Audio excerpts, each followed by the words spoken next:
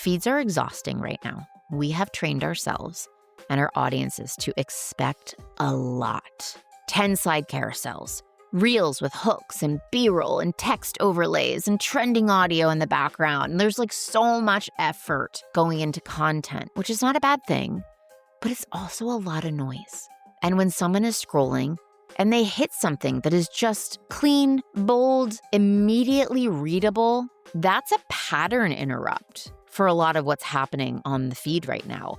Their brain slows down because it's not being asked to do very much. It can just receive the message. Welcome to The Creative Bodega, a podcast about content marketing, Instagram growth, and personal branding for female service-based solopreneurs who want to grow their business without letting it take over their lives. I'm your host, Em Connors, and each week I'll share actionable tips, expert advice, and unfiltered truths to help you create engaging content, connect authentically with your audience, and turn followers into loyal customers, all without the burnout. If you're ready to simplify your content creation, navigate the ever-changing trends, and build a business that works for you while staying sane in this crazy season of life, then you're in the right place. Welcome back to the Creative Bodega podcast. Today I'm sharing something that legit surprised me, and I think it's going to surprise you too because it goes against basically everything we've been told about what performs well on Instagram lately. A post that I'm talking about today is not a reel. It is not a carousel. It does not have any trending audio in it, and it's not me face to camera talking. It's a single image with bold text that took me, 1 minute to create in Canva, and it is outperforming almost everything else on my feed right now that I have put out in the last 2 weeks. And I have the numbers to prove it. I'm going to walk you through all of them today. But first, a little context, because there's like a full circle moment happening here, and it makes this whole thing a lot more interesting to me. So when my husband Rob and I owned our CrossFit gym back in 2017, when we started it, I was the one running our social media, right? And that's how I got started in this entire world. And one of the things that I posted really consistently, I think it was on Thursdays, was a quote graphic. So just simple text, simple background, quote, right? About health or fitness or confidence or whatever. And at the time, they were like everywhere on Instagram. And some of them really worked well for us. But somewhere around, I'd say, 2020, 2021, like the quote graphic just fell off, right? Everything shifted to reels. It's like reels or die, right? Video, showing your face, being on camera. And quote graphics started to feel like a little dated or pointless. And they started to like really not perform well for us. And so I dropped them from my content rotation entirely. And I really didn't think much about it. I don't remember what I switched to, but fast forward to a few weeks ago, I posted a full carousel on a Monday about my podcast. So that's always how I promote my podcast for the week, is in a storytelling kind of carousel on Mondays. And it's my main content for the week. And it takes, honestly, a pretty good amount of time to put it together. And I'm usually working from my transcript from the podcast.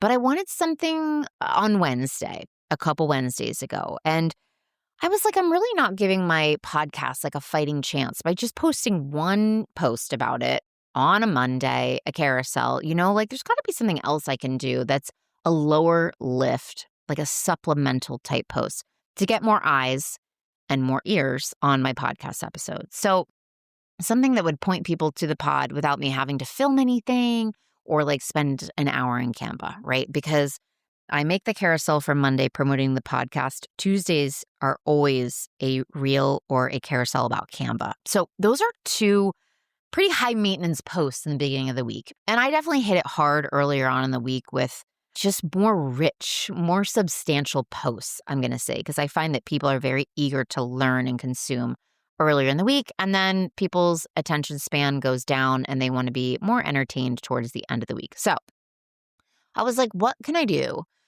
to promote this podcast without having to, film a reel and edit the reel or make an entire new carousel. So I, of course, went into Claude. I've recently switched over to Claude and I put the transcript in and I said, can you help me just pull out like some bold, punchy statements, right? And she did. And we kind of went back and forth. I think she gave me 5. I said, these are the 2 that are really standing out. And we ended up like zeroing in on one quote, right? I went into Canva and I searched quote graphic and I found something that was close, but I ended up editing it quite a bit because I really wanted to be simple. And I used big, bold font, my brand colors, and I, quickly wrote a caption. And the call to action was to comment the pod 63, I think was that week's episode. And I really didn't expect much. I seriously was like, we'll see how this goes, right? And if you know me, I post and then I kind of like get off Instagram altogether for a couple hours. Whatever. I don't even care, you guys. Even if it goes against everything the gurus say, like sit there and engage for the first 20 minutes and like make sure you're responding and whatever. Like I need to just like emotionally detach myself from the post. I need to just get out and start working on something else and then I'll go back. So let's see. That first quote post, it said, let's normalize not posting just to prove we're consistent. So that's what it said. And we're going to talk more about like why I think that landed so well, but it got 43,161 views. And this was posted 2 weeks ago. Okay. And I just looked at the metrics. It reached 26,226 accounts. It got 954 likes, which for me these days is a lot. 99 saves, 80 comments, 32 shares. And here's the part that really got my attention. 74.5% of those views came from non-followers. Now, if you're listening to this and you're like, how do you know these numbers? Well, I have a business account on Instagram and I check my metrics once a month on my Instagram analytic tracker. I'll put a link in the show notes if you don't have that. If you don't have it and you're in the coven, it's in there, so don't go buy it. But people who have never seen my content before, 74.5% of them were finding this post and engaging with it and visiting my profile. 29 of them followed me, which is a good number from a single post. And this is all, again, from a single static graphic that took me 2 minutes, if that, to make in Canva.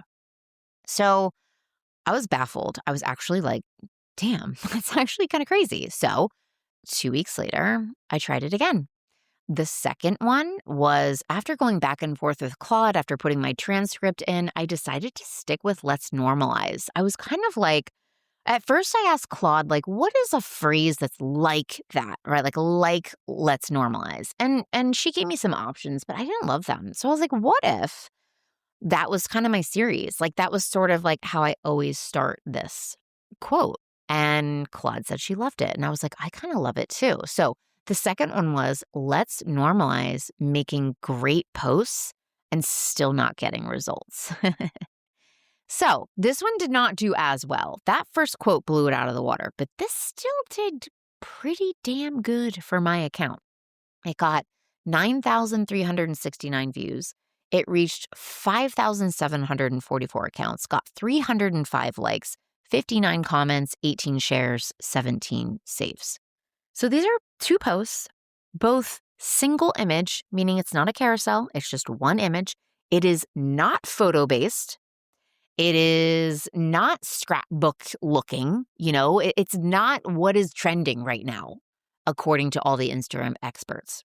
Both were pulled directly from my podcast transcripts, both made in under 2 minutes, both outperforming all the rest of the content that I've made in the last 2 weeks. I will link both of these posts in the show notes so you can actually see what they look like. The design, the format, all of it. So why do I think this is working? I clearly don't have a definitive scientific answer here, but I have some pretty strong opinions, and I think it comes down to a few things. Feeds are exhausting right now. We have trained ourselves and our audiences to expect a lot. 10 slide carousels, reels with hooks and B-roll and text overlays and trending audio in the background. And there's like so much effort going into content, which is not a bad thing, but it's also a lot of noise. And when someone is scrolling and they hit something that is just clean, bold, immediately readable, that's a pattern interrupt for a lot of what's happening on the feed right now. Their brain slows down because it's not being asked to do very much. It can just receive the message, right? And I think people are also craving something to react to. So this would fall into like that thought leadership category for me. A simple, bold statement that gives you something to feel.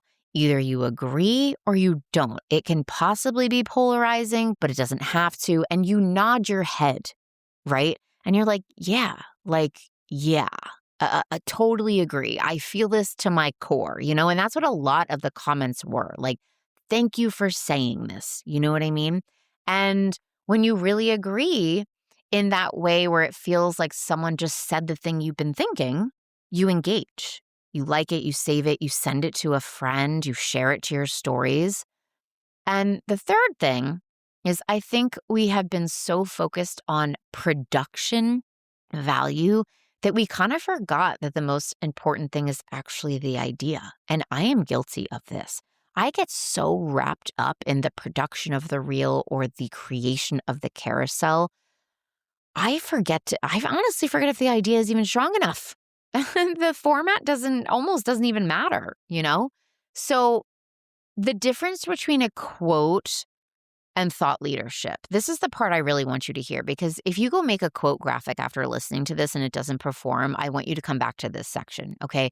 Not all quotes are created equal. The version that doesn't work sounds like done is better than perfect, or your vibe attracts your tribe. Oh my God, that's so cheesy. I can barely even say it.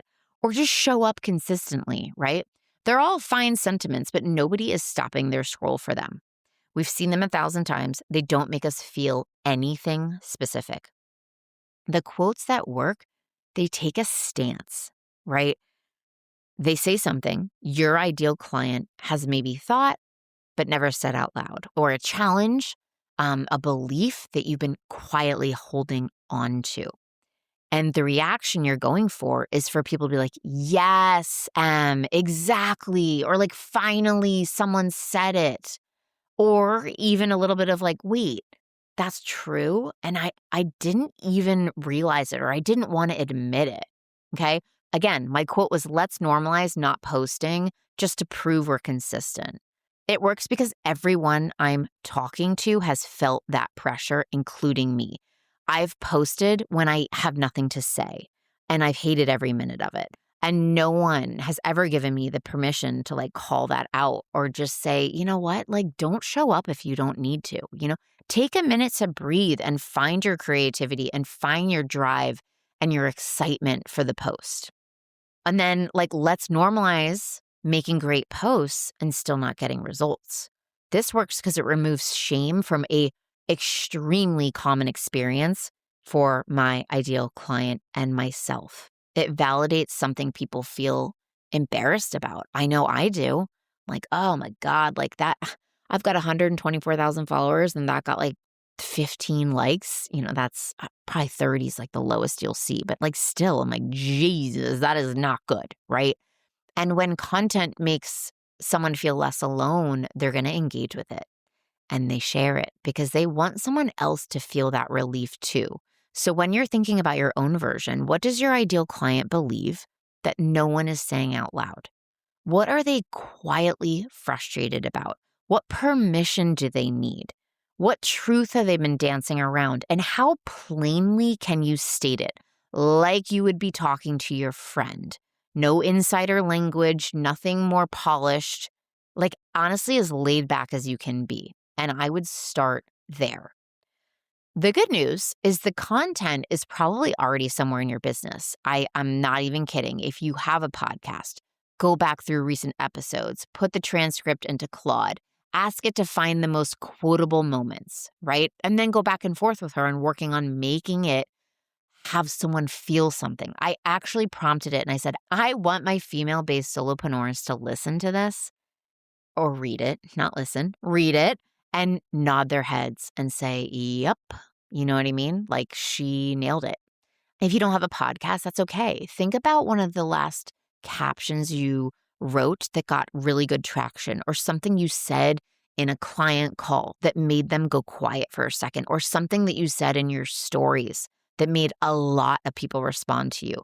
Those moments are gold. And once you have your line, these are going to be the design rules. They're really simply, but I do want you to take them seriously because they do matter. Bold font. I used a bold, clear sans serif, meaning no little flurs on the ends, a sans serif bold font, not decorative, not delicate, bold and readable at a glance. If someone is scrolling fast, they need to absorb it immediately. Next, this is a short quote. It is one single sentence. I'll let you have two, but they got to be real punchy. If your quote needs more than about 10 words to land, it's not the right quote. Cut it down. Get down. Do less. Name the movie. The constraint is part of what makes it really, really work. Next, nothing that requires thinking. So the point is instant comprehension. If someone has to read it twice to get it, you've already lost them. And I read this thing out loud a couple times to make sure I got there and ended up removing a couple words to make it even punchier. And lastly, on brand. I use two really fun colors that work well together. A dark reddish orange background and like a really light lilac-y purple fuchsia color. Your colors, your font, your handle, this should look unmistakably you. And then you're going to write a caption that adds context. This is where you say like, oof, I don't know about you guys, but I've been feeling this to my core. The graphic is going to stop the scroll and the caption is going to earn the engagement and the follow. And tell the story behind the quote. Give it a little more context, and that's where the connection is really going to happen. So something else I want to say, I just want you to pay attention to what stops your scroll, right? I've said this a million times. I want to leave you with a thing that actually kicked all of this off because I think it's really worth naming.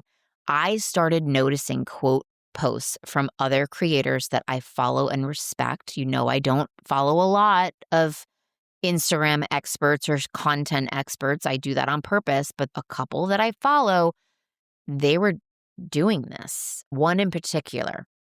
And I actually felt something when I read them, and I also paused. And that like mental yes, I agree, went off in my head, and I stopped scrolling and I got curious about why this was working for me. What made me stop? What did they say that hit?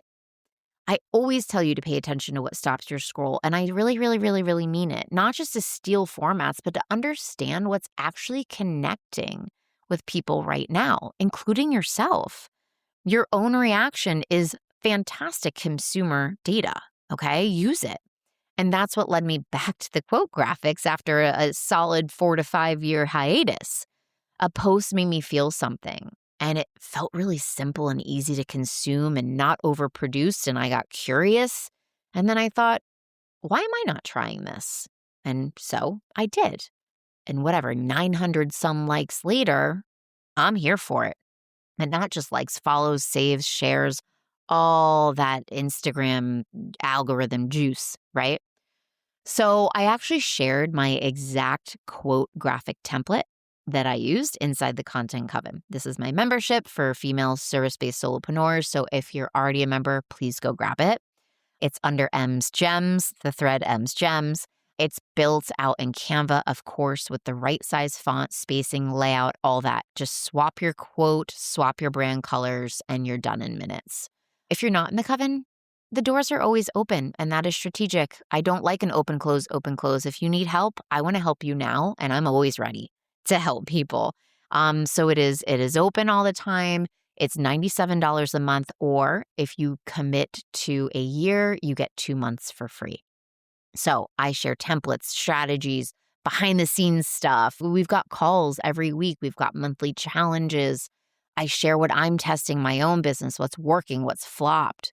So come and hang out with us. And don't forget, both quote posts that have already been published on Instagram are linked in the show notes. You can see exactly what I made and what I'm talking about. So go take a look, get inspired, and then make your own. Take a line from something you've already created, make it really bold, and post it this week. And then come and tell me how it went. Or, share it to your stories and tag me because I legit want to come and cheer you on and check it out. All right, that's what I got for this episode. I will see you on the next one. Thanks so much for hanging out with me on the Creative Bodega podcast. If you love this episode, please be sure to share it with a fellow solopreneur who could use a little content creation inspiration. And hey, don't forget to check out the show notes for any resources I mentioned on the episode to help you create content that feels easy and actually gets you results. If you want even more Canva and content tips, head over to my website, thecreativebodega.com, or find me on Instagram under the same name. Until next time, keep creating, keep showing up, and most importantly, try and have a little fun with your content. I'll see you on the next episode.